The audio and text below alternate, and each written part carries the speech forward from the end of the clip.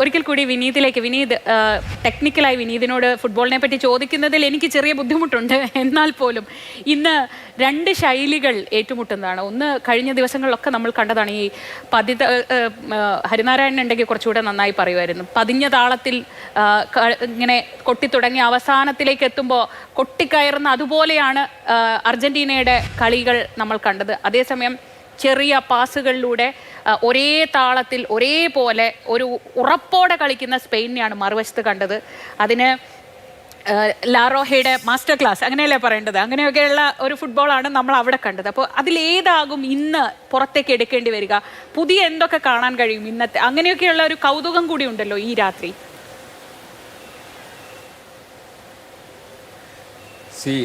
എനിക്ക് തോന്നുന്നത് എല്ലാം പുതിയതായിരിക്കും എന്നുള്ളതാണ്. നമുക്ക് ഗ്രൗണ്ടിൽ വരുമ്പോൾ നമുക്ക് ഈ പറയുന്ന ഇന്ന മാച്ചിൽ ഇന്നതാണ് കാണാൻ പറ്റുന്നത് എന്നുള്ളതൊന്നും നമുക്ക് മുൻകൂട്ടി ഒരു കാരണവശാലും പ്രവചിക്കാൻ പറ്റില്ല.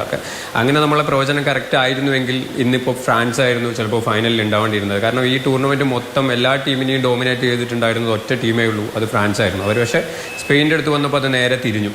പിന്നെ ഈ മാച്ചിലേക്ക് വരുന്നത് എന്താണ് സംഭവിക്കാൻ പോകുന്നത് എന്നുള്ളത് നമുക്കിപ്പോൾ ചർച്ച ചെയ്യാം. ഈ പറയുന്ന പോലെ ചർച്ചകൾക്ക് വേണ്ടി ചർച്ച ചെയ്യാമെന്നല്ലാതെ അത് ഒരിക്കലും ഗ്രൗണ്ടിൽ നടക്കണം എന്നുള്ളത് നമുക്ക് വാശി പിടിക്കാൻ പറ്റില്ല. കാരണം ഗ്രൗണ്ടിൽ നടക്കുന്നത് സ്പോണ്ടേനിയസ് ആയിട്ടുള്ള കാര്യങ്ങളാണ്. നമുക്കിങ്ങനെ പ്ലാൻ ഉണ്ടാവും, ഇങ്ങനെ ചെയ്യണം അങ്ങനെ ചെയ്യണം എന്നുള്ളതൊക്കെ പ്ലാൻ ഉണ്ടാവും. പക്ഷേ ഗ്രൗണ്ടിൽ ഈ പറയുന്ന പോലെ നമ്മൾ ചിലപ്പോൾ പ്ലാൻ ചെയ്തതൊന്നും ആയിരിക്കില്ല വരുന്നത്, നമ്മൾ പഠിച്ച സിലബസ് ഒന്നും ആയിരിക്കില്ല ചിലപ്പോൾ ഗ്രൗണ്ടിൽ വരുന്നത്. അവിടെയാണ് ഞാൻ മെസ്സിയെ കാണുന്നത്. അതായത് ഈ ഒന്നും ഇല്ലാത്തടയ്ക്ക് എന്തെങ്കിലുമൊക്കെ ക്രിയേറ്റ് ചെയ്യാൻ പറ്റുന്ന ഒരാളാണ് മെസ്സി എന്ന് പറയുന്നത്. ഇപ്പം റൂയിസും റോഡ്രിയൊക്കെ അടങ്ങുന്ന ഈ സ്പെയിനിൻ്റെ മധ്യനിര ഈ പറയുന്ന നമ്മളെ ഫ്രാൻസിൻ്റെ ഏറ്റവും ലോകോത്തര താരങ്ങളെ ശരിക്ക് പൂട്ടിക്കെട്ടിയിരുന്ന ഒരു ടീമായിട്ട്. പക്ഷേ ഇവിടെ വരുമ്പോൾ മിഡ്ഫീൽഡിനെ ചിലപ്പോൾ പൂട്ടാൻ പറ്റും. പക്ഷേ മെസ്സി എന്ത് ചെയ്യും എന്നുള്ളതാണ് ഞാൻ ആകാംക്ഷയോടെ കാത്തിരിക്കുന്നത്. ആ മെസ്സിയെ ശരിക്കും ഇവർക്ക് പൂട്ടാൻ പറ്റിയാൽ ചിലപ്പോൾ സ്പെയിനിന് എളുപ്പമായിരിക്കും കാരണം. പക്ഷേ അതിന് പൂട്ടാൻ പറ്റില്ല എന്നുള്ളതാണ് അതിൻ്റെ റിയാലിറ്റി.